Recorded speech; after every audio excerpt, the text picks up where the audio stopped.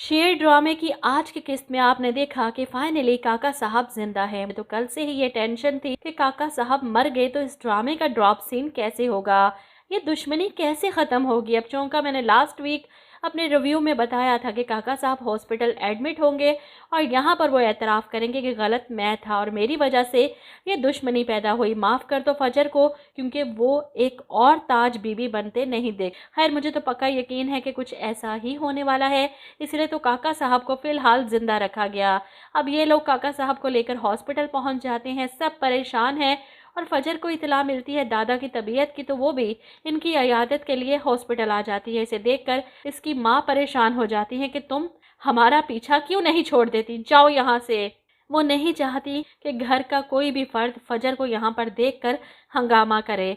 ऐसे में शेर जो फजर का पीछा करते हुए हॉस्पिटल पहुंचा था, क्योंकि इसके सिक्योरिटी के लिए वो हर वक्त इस पर नज़र रखे हुए है। जैसे ही इसके हॉस्टल से शेर के आदमी इतला देते हैं कि फजर हड़बड़ी में हॉस्टल से निकली है, तो शेर फौरन गाड़ी लेकर इसका पीछा करता है और उसके पीछे ही हॉस्पिटल पहुंच जाता है। अब शेर को देखकर ताज बीबी कैसे चुप रह सकती थी। वो इस मौके पर भी फसाद फैलाने से बाज नहीं आती और अपने शुजात भाई को और ज़्यादा भड़काती हैं कि अगर हर जगह हर घड़ी इसके साथ ही घूमना फिरना था तो निकाह करने में क्या तकलीफ है इसे। शुजात साहब जो काका साहब के लिए परेशान थे, फजर को देखकर गुस्से में मुंह फेर लेते हैं।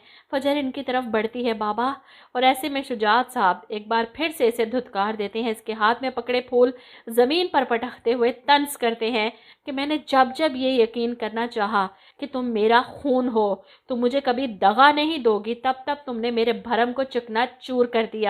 फजर को समझ नहीं आती कि बाबा इसे कब तक खफा रहेंगे। इसने तो शेर से निकाह भी नहीं किया, लेकिन एकदम से पलट कर देखती है तो पीछे शेर खड़ा था। अपने बाबा की इन बातों की वजह जानकर वो रो पड़ती है कि बाबा मैंने आपका भरम कभी नहीं तोड़ा, मैं आज भी आपकी बेटी हूँ, आपका खून हूँ। ऐसे में शुजात साहब इस पर हाथ उठाते हैं और थप्पड़ मारकर इसे खुद से दूर करते हैं कि मर चुकी हो तुम मेरे लिए, इसलिए मेरे सामने तो दोबारा मत आना।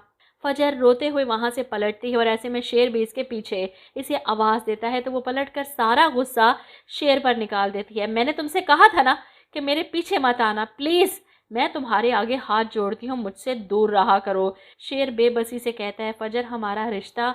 फजर बेरहमी से जवाब देती है कि हमारे रिश्ते की कोई अहमियत नहीं। शेर मैं अपने बाबा के लिए अपनी हर खुशी कुर्बान कर सकती हूँ। वो शेर की सारी उम्मीदें तोड़कर वहां से चली जाती है और वहीं घर पर मरजान के इस नुकसान के बाद सब काफ़ी दुखी हैं, लेकिन आहत को कोई फ़र्क नहीं पड़ता। इसे इस वक्त सिर्फ अपना बिजनेस बढ़ाना है। तीनों बाप बेटा मिलकर शेर से ज़्यादा पैसा निकलवाना चाहते हैं, बिजनेस के नाम पर इससे इन्वेस्ट करवाना चाहते हैं।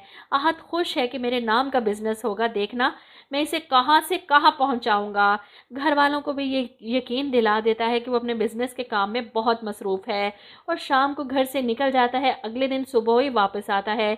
ऐसे में तहमीना बेगम को शक होता है आहत पर कि पता तो करवाओ शेर कि ऐसी कौन सी जिम्मेदारी कर रहा है कि रातों रात इतना एफिशिएंट हो गया ये। खैर शेर पता तो लगवा लेगा कि इसका रोज़ यूं ज़मीनों पर जाना आखिर वजह क्या है, और जब पता चलेगा कि आहत ने वहाँ मुलाजमा से दूसरी शादी करके उसे रखा हुआ है, इसके बाद आहत का क्या हाल होने वाला है ये तो आप समझ ही सकते हैं। मरजान तो इसे जिंदा नहीं छोड़ेगी।